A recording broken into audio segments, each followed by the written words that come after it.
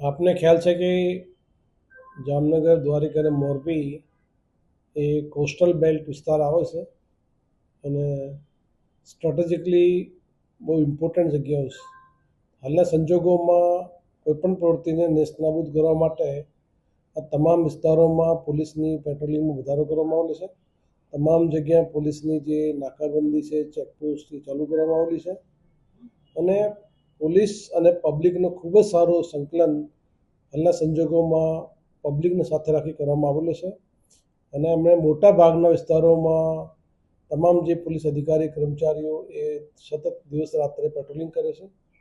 એના વિસ્તારોમાં પબ્લિકનો ખૂબ જ સારો પ્રતિસાદ ગુજરાત પોલીસને મળે છે. દરેક ગામજનો, દરેક આગેવાનો એ ખૂબ જ એક્ટિવ છે અને પોલીસને દરેક પ્રકારની માહિતી પોલીસને આપલે કરે છે.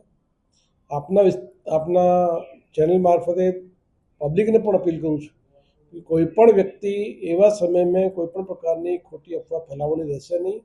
કોઈપણ ખોટી અફવા ફેલાવશે તો તેના વિરુદ્ધમાં કડકથી કડક કાર્યવાહી કરવામાં આવશે. સાથે સાથે તમામ વિસ્તારોમાં જે ડિસ્ટ્રિક્ટ એડમિનિસ્ટ્રેશનની જે સૂચનાઓ છે એ સૂચનાઓ પબ્લિકને વખતો આપવામાં આવશે. દરેક વ્યક્તિને પણ અપીલ કરું છું કે તમામ સૂચનાઓનું ફરજિયાત પાલન કરે. કોઈપણ જગ્યાએ કોઈપણ પ્રકારના મુશ્કેલી તાત્કાલિક વહીવટીતંત્ર અને પોલીસ અધિકારીનો સંપર્ક કરી શકાય છે અને જેથી કોઈપણ પ્રકારના અફવા માટે અવકાશ રહે નહીં. આ વિસ્તારમાં તમામ જે ગતિવિધિઓ છે પોલીસની સતત વોચ ચાલુ છે. કોઈપણ પ્રકારની કોઈપણ વિસ્તારમાં શંકાસ્પદ ગતિવિધિ હોય તો તાત્કાલિક પબ્લિકને પણ અપીલ કરું છું કે તાત્કાલિક વહીવટીતંત્ર અને પોલીસના ધ્યાન ઉપર મૂકે જેથી આ રાષ્ટ્રીય સુરક્ષા અને દેશ સુરક્ષા માટે કોઈપણ પ્રકારની મુશ્કેલી કોઈપણ વિસ્તારોમાં પડે નહીં. તમામ તૈયારીઓ મારી કમ્પ્લીટ છે. કોઈપણ જગ્યા કોઈપણ વ્યક્તિને મુશ્કેલ નહીં પડે.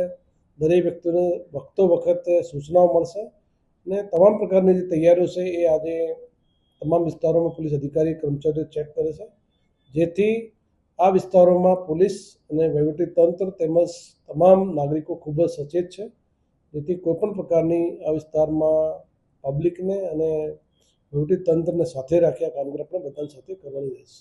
સર, આવી સ્થિતિમાં સતત ઘૂસપેઠ કરવાની કોશિશ છે તે કરવામાં આવતી છે અને આપણે દ્વારકા ઓખાનો દરિયો છે તે ખૂબ સેન્સિટિવ માનવામાં આવે છે. આમાં પેટ્રોલિંગને કઈ રીતના વધારવામાં આવે છે?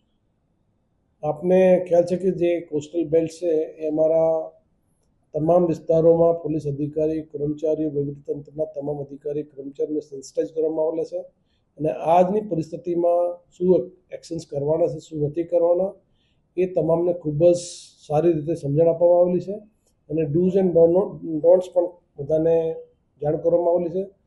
તમામ વિસ્તારોમાં તમામ પ્રકારની જે અમારી તૈયારીઓ છે, અમુક તૈયારી એવી હોય કે જે આપણે જાહેર પણ નથી કરી શકતા. તમામ પ્રકારની તૈયારીઓ એ વિસ્તારમાં પૂર્ણ કરવામાં આવેલી છે. પબ્લિકનું ફરીથી અપીલ કરું છું કે આ કોઈપણ પ્રકારની ખોટી અફવા, ખોટી ન્યૂઝ સોશિયલ મીડિયામાં આપણે કરવી નહીં અથવા કોઈપણ અમારી તમામ જે સાયબર ક્રાઇમની ટીમો છે એ આપની તમામ પ્રકારની ગતિવિધિ પર વોચ કરે છે. કોઈપણ સોશિયલ મીડિયામાં કોઈપણ પ્રકારની દેશ વિરોધી પ્રવૃત્તિ કરશે તો એના વિરુદ્ધમાં કડકથી કડક પોલીસ દ્વારા કાર્યવાહી કરવામાં આવશે.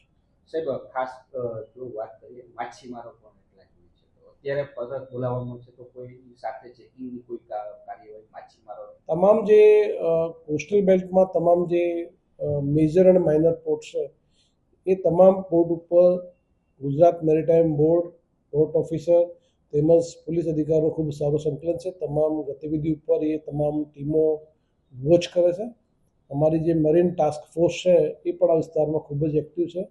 એ પણ પોતાની જે મેન્ડેટરી જે જવાબદારીઓ છે એ પણ પૂર્ણ કરવા માટે કામગીરી ચાલુ કરેલ છે જેથી તમામ માછીમારોને પણ અપીલ કરું છું કે કોઈપણ પ્રકારની આપને શંકાસ્પદ ગતિવિધિ, કોઈપણ પ્રકારની શંકાસ્પદ કાર્યવાહી કોઈપણ વિસ્તારમાં જોવામાં આવે તો તાત્કાલિક જે તે વિસ્તારના નજીકના અધિકારી કર્મચારી તાત્કાલિક જાણ કરે.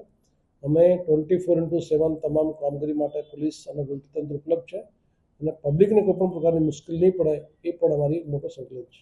સર, ગઈકાલે જામનગર અને દ્વારકામાં બ્લેકઆઉટનું પણ સ્થિતિ આવી હતી. લોકોનો કેવો પ્રતિસાદ રહ્યો? લોકો શંભુ ખૂબ જ સારો પ્રતિસાદ આ તમામ વિસ્તારોમાં વહીવટીતંત્ર અને પોલીસને આપ્યો છે. ભવિષ્યમાં પણ આ સારો પબ્લિકનો જે સહકાર છે આખો અમને મળતો રહે એવી અપેક્ષા રાખીએ છીએ.